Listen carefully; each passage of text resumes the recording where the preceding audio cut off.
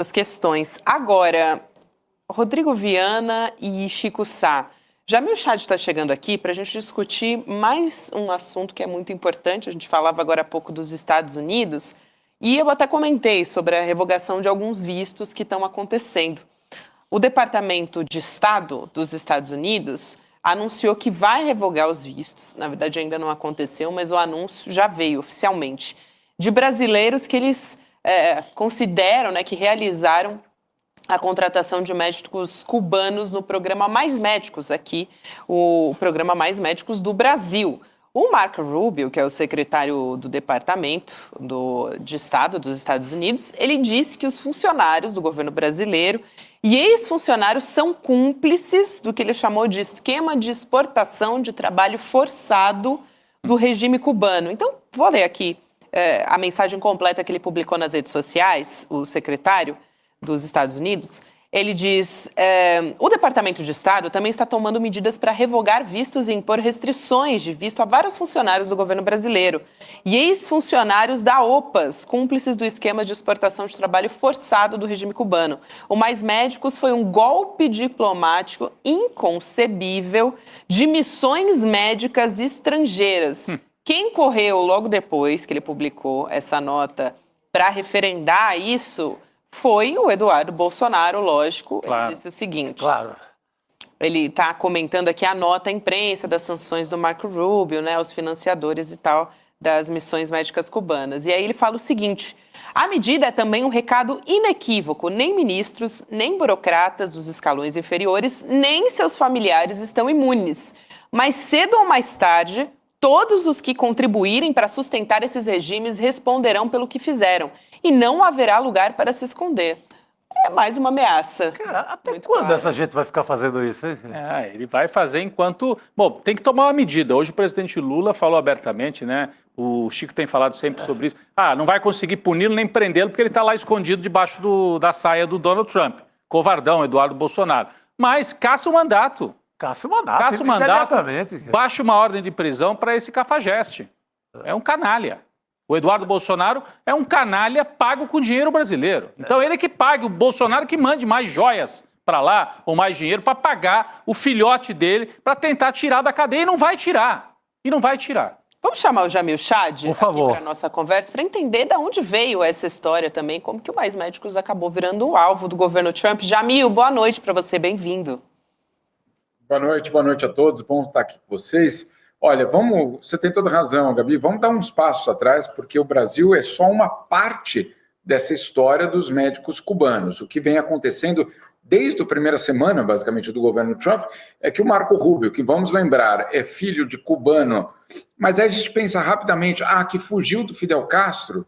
Não, os pais dele saíram de Cuba ainda no Fulgêncio Batista. Então, calma, não é exatamente essa história, mas tudo bem, ele veste a roupa de anti-Fidel Castro, anti-comunismo, etc., e se apresenta dessa forma. Mas vamos lá, retornando aqui. Uma das tentativas do governo americano é de restabelecer a sua hegemonia e sua influência onde? Na América Latina e mais especificamente no Caribe e na América Central. Olha só, eles descobrem, não é uma descoberta muito difícil de ser feita, mas eles se deparam, essa palavra certa, eles se deparam com um outro fato na América Central e na América Latina, a presença de médicos cubanos. Então, o que eles tentam fazer, e vem tentando fazer já há vários meses, desde o início do governo Trump, é, em primeiro lugar, criminalizar o envio de médicos cubanos, de um lado, do outro lado, pressionar países para que rompam os acordos com Cuba, ainda vários países tinham esse acordo com Cuba, e prometem, e por enquanto é só promessa, prometem que um barco, um navio, espécie de missão humanitária americana, iria a esses países para substituir os médicos cubanos. Eu acho que eles não entenderam, em primeiro lugar, o fato de que a grande diferença desse contingente de médicos cubanos é que eles se instalam em locais, obviamente, sem a presença importante de médicos, justamente de uma forma permanente. Permanente não quer dizer para sempre, mas de uma forma sustentável, para que aquelas famílias, aquelas regiões possam ser administradas ou pelo menos ser atendidas, no caso, por médicos. Então o governo americano está tentando retirar da América Latina a influência cubana, portanto a influência qualquer de outra natureza que não seja ultraconservadora. Para isso, esbarra também no Brasil.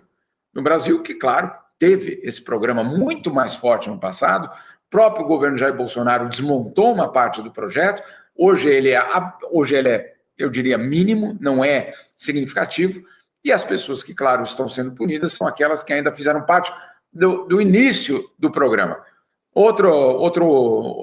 Algo curioso é justamente o ataque dos americanos contra a OPAS, a Organização Pan-Americana de Saúde, que foi justamente quem intermediou essa ação cubana não só no Brasil, mas em vários países latino-americanos. Mas aí a gente tem que lembrar de um outro aspecto. A OPAS, a Organização Pan-Americana de Saúde, é um braço da OMS. A OMS, claro, a instituição da qual os Estados Unidos já saiu. Então, basicamente, o que nós estamos vendo é, sim, um ataque deliberado ao Brasil, mais uma vez, mas o Brasil agora num contexto de um ataque maior, um ataque contra a influência cubana na região. Não é contra os médicos, é contra a influência. O drama disso tudo é que, claro, quem pagará a conta disso tudo são as pessoas mais pobres do interior dos países latino-americanos, que mais uma vez vão ficar sem médicos, no caso cubano, e não fico imaginando aqui, Chico, um contingente de médicos saindo da Harvard, da Columbia e de tantas outras universidades, se colocando à disposição na Amazônia e em tantos outros lugares da América Latina. De forma nenhuma, viu, Jamil? Ou lá numa vila, no Cariri, onde eu conheci vários médicos cubanos que atuam na região, assim, com um trabalho, eles simplesmente adorados pela comunidade. Um trabalho médico de família, aquele médico que examina, médico de verdade, com tempo, não médico entregue a essa contagem louca de tempo dos planos de saúde do Brasil. Então, o que eu conheci era exatamente uma comunidade chamada Anjinhos, lá em Santana do Cariri, no Ceará. Cara, e a adoração, esse médico teve que ir embora, e foi assim, era um chororô na região inteira, porque o legado que esses médicos cubanos deixaram no Brasil é impressionante. Agora, você lembra quando chegaram, que teve mobilização do Conselho Federal, não, assim, de pessoas, né, ligadas ao Conselho Federal de Medicina, xingando médicos cubanos tem uma foto famosa. O próprio, né? Ceará, em Fortaleza. Foi em Fortaleza aquela cena, exatamente. Aquela moça que seria, depois do Ministério, conhecida como Capitã Cloroquina. Exatamente. A mulher que ataca, que era uma médica, uma profissional de saúde, que ataca o médico cubano com um grito e ele fica assim, parado. Não o médico negro cubano sendo atacado. Maíra Pinheiro. Exatamente. Muito bom, Gabi. Maíra Pinheiro. Maíra Pinheiro. Ela virou símbolo dessa luta bolsonarista contra médico cubano no Brasil. E eles estavam sendo chamados, né, Jamil, só para relembrar o que foi o Mais Médicos, porque havia uma parte uma parte da classe médica brasileira, de classe média, de classe alta, que não quer ir a alguns lugares do Brasil. Então, mesmo com as prefeituras põem, às vezes, os salários altos. Né? Para o padrão de uma prefeitura do interior, 15 mil, 20 mil, uma prefeitura do interior é muito isso. E mesmo assim, os médicos não vão. Ou quando vão para fazer um plantão e voltar. Então, eles ficam lá 24 horas, atendem no plantão correndo e voltam para a capital. Então, o que se queria é fixar médicos de família nas regiões que mais precisam desse tipo de atendimento. Quem que topou fazer isso? Muitas vezes médicos de fora. Agora, o Mais Médicos não é um programa, ao contrário do que faz crer o Marco Rubio nessa menção aí, nessa mensagem, não é um programa de Cuba. É um programa do governo brasileiro, em que os médicos cubanos a gente sabe disso, mas uma parte, eles ficaram assim muito famosos porque houve todo esse conflito ideológico, mas havia médicos de várias nacionalidades, inclusive alguns brasileiros, que toparam entrar nesse programa aí com um incentivo a mais para ir para essas regiões. Então, é um programa muito bom, muito sério, excelente, interessante, deu bons resultados. É um ataque ideológico, assim, vergonhoso, né? E com apoio de uma parte da classe médica brasileira, de uma parte. Total. Eu quero insistir aqui porque o foco, claro, está sendo via medicina, via médicos ou brasileiros, ou programas brasileiros, ou programas cubanos, mas o objetivo americano é desmontar qualquer tipo de influência cubana, progressista ou de qualquer outra forma na América Latina. Há um plano muito bem estabelecido de reconquista do quintal latino-americano. Para isso acontecer, os americanos precisam, de uma certa forma, limpar a região de qualquer outro tipo de influência, de qualquer outro tipo de programa, de qualquer outro tipo de aliança. O governo americano acabou de assinar, por exemplo, um acordo hoje com o Paraguai, estabelecendo uma relação muito próxima entre o Paraguai e o governo Donald Trump.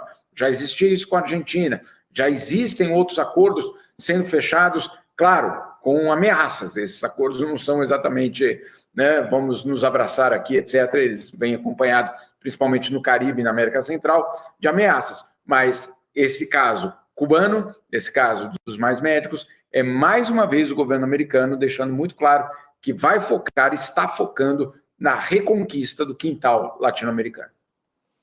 Jamil, Chico e Rodrigo também, eu queria aproveitar que a gente está falando das retaliações dos Estados Unidos para trazer uma outra pauta para cá, que é uma declaração do ministro Alexandre de Moraes, falando sobre essa questão das crianças nas redes sociais. Foi um assunto que bombou nessa semana, na verdade, a discussão, o debate a respeito disso depois do vídeo de um influenciador, o Felca. E aí o Congresso também começou a se mobilizar nesse sentido. Enfim, são várias discussões que estão vindo a partir daí, apesar de não ser novo falar de adotização, falar sobre o abuso contra as crianças nas redes também. Mas o Alexandre de Moraes, ele se pronunciou a respeito desse assunto. Ele disse que é impossível os pais controlarem o que os filhos estão fazendo nas redes sociais. E ele também defendeu a responsabilidade das redes sobre esses conteúdos que são postados. O Alexandre de Moraes diz o seguinte, abre aspas, é impossível você controlar o que seu filho, a sua filha, o seu neto, sua neta está fazendo nas redes. Quando eu era novo, nossos pais nem controlavam o que você fazia na rua. Imagina quando entra no quarto, está no celular, está no tablet, então é impossível isso. Óbvio que os pais têm que auxiliar, a educação, a escola tem que auxiliar, mas as redes sociais também têm que ter responsabilidade. Vou passar a palavra para o Jamil aqui, eu até concordo em parte com o que disse o Alexandre de Moraes. Eu entendi que o objetivo dele é dizer as big techs, as plataformas, têm a responsabilidade de se responsabilizar e controlar esse conteúdo que está sendo disseminado nas plataformas, que qualquer pessoa consegue ter fácil acesso e o algoritmo também é educado para isso, é um absurdo. Agora, tem sim, também acho, os pais, essa é uma outra discussão, mas acho que tem que ter algum nível ali de vigilância e é o que os especialistas defendem também, não ter o acesso tão cedo às redes e tudo mais. Enfim, é uma discussão profunda, mas o Alexandre de Moraes não se furtou a falar sobre o debate também, o que eu acho importante, né, Jamil? Sem dúvida, é um debate. A gente sempre fala do debate das redes sociais, aqui, pelo menos, como um debate político, de ideologias, de desinformação, mas ele, obviamente, tem esse componente, eu acho que qualquer pai hoje vive essa situação com seus filhos. Eu vivo isso em casa, acho que todos nós, de alguma forma, que temos algum tipo de responsabilidade, temos isso como uma preocupação. Há uma infinidade de aplicativos para você controlar, tentar saber o que está sendo consultado, bloquear, limitar o horário, etc. Tem uma infinidade de instrumentos para isso. Mas, eu acho que nesse caso, Alexandre de Moraes tem razão, quando ele insiste que sim, as plataformas também têm uma responsabilidade muito grande em garantir essa situação. Olha só que curioso, Gabriela, eu estou aqui em Altamira, né, no Rio Xingu, hoje, no Pará. Mais tarde vocês vão descobrir as matérias, etc. Daqui a pouco a gente vem com tudo isso. Mas eu estava hoje numa aldeia indígena que tinha uma rede de internet muito boa. E eu perguntei para o vice-cacique, né, o vice-líder ali da região, que tinha 3 crianças, eu perguntei quais são os impactos do acesso à internet. Ele falou, tem coisa muito boa, eu não preciso mais para a cidade, que fica 2 horas daqui, cada vez que eu tenho uma reunião com a prefeitura ou com alguma autoridade, eu posso fazer isso de outra forma, tem muito mais acesso à informação, etc. Mas ele falou assim, mas o problema é que as crianças agora ficam cada vez mais presas ao celular do que, basicamente, no Rio. Nós estamos falando do Rio Xingu, né? Nós não estamos falando de nenhum centro urbano. E a mesma preocupação eu ouço em Manhattan, como eu estava na semana passada, e aqui na beira do Rio Xingu, no Pará, tem um voo por dia só para Belém, e mesmo assim a preocupação daquele pai foi dizer, eu não sei, basicamente o que ele estava dizendo, eu não sei o que meus filhos estão vendo nas redes sociais. Jamil, Chico, Rodrigo, tenho até uma informação que o Jorge Misael mandou para a gente agora há pouco, que na semana que vem está marcado, está agendado lá no plenário da Câmara dos Deputados uma sessão extraordinária para discutir e debater a proteção de crianças e adolescentes em ambientes digitais. Então é importante a gente ficar de olho nisso na semana que vem.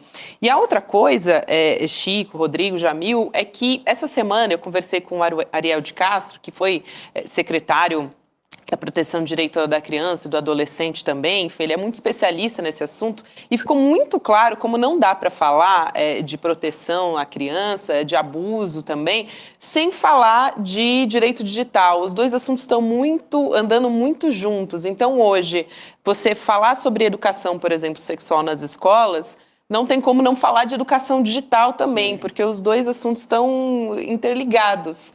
Isso ficou muito claro na fala dele e por isso que falar só de regulação ou falar só de proteção sem falar do outro não tem como mais. A gente vive um mundo hoje que pede isso. Super importante. E eu via hoje que a Austrália, que é um país que também está nessa batalha para legislar em relação às redes sociais, está tocando exatamente nesse assunto. Eles proibiram, né? Uma lei inédita. Isso, é uma lei para criar restrições para o uso de menores de 16 anos nas redes sociais. Eu não conheço os detalhes. Já aprovou essa lei. Já foi aprovado, mas eu não conheço os detalhes, como isso vai ser feito, porque eu sei que é uma operação complexa, difícil. A gente assistiu, ou algumas pessoas assistiram, não sei se o Jamil chegou a ver, aqui no Brasil fez muito sucesso, aquela série Adolescência, né? Que é justamente isso, né? O filho fechado dentro de um quarto, na Inglaterra se passa a história, e aí os pais perdem totalmente o controle e o menino se envolve com coisas terríveis ali.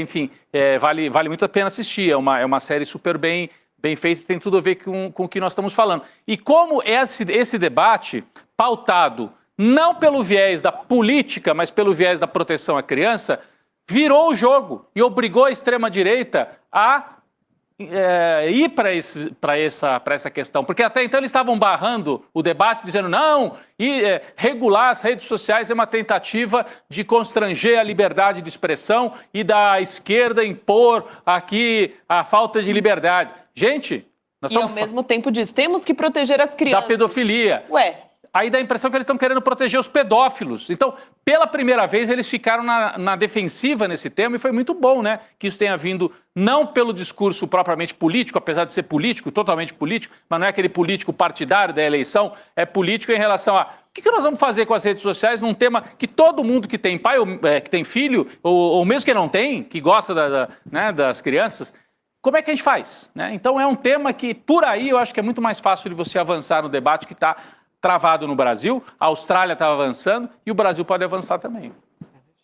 Não, eu estou com problema no meu microfone, estou esperando. Ah, então tá bom. Então eu estava achando o Chico não vai se pronunciar e o Chico estava assim. A quem interessa silenciar o Chico Sá nesse momento? Pois não, já o Chico Sá não estará silenciado, tá, gente? Ele vai se pronunciar tá bom, também. Tá bom. Mas importante, Rodrigo, levantar essa questão e é uma provocação realmente, Jamil, porque não se pode, não tem como falar sobre, eu estou falando aqui educação sexual, eu sei que depois isso viraliza e vão dizer, estão querendo falar de sexo com crianças, a gente está falando sobre as crianças se prevenirem dos abusos, de saberem para quem elas podem procurar num momento como esse, o que é um abuso também, porque elas não sabem, enfim, e como não tem como falar sobre isso sem você citar as redes digitais, porque as crianças estão sendo expostas a isso em todos os lugares. Então, é um pouco por aí. Já temos Chico Sá microfonado novamente aqui para participar da nossa conversa. Voz e voto. É isso aí.